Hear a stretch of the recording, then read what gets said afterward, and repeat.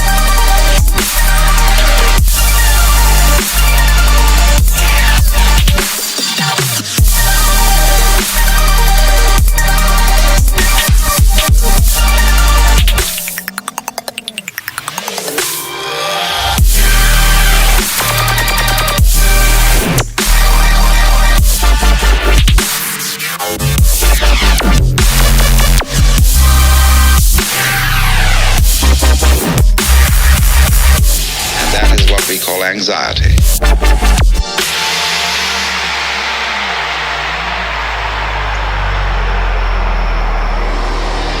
And then you think, can I observe the thinker thinking the thoughts?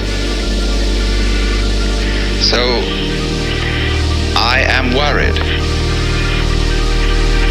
And I ought not to worry, but because I can't stop worrying, I'm worried because I worry.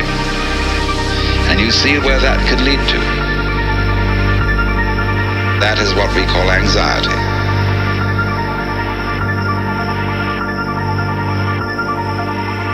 No amount of anxiety makes any difference to anything that's going to happen.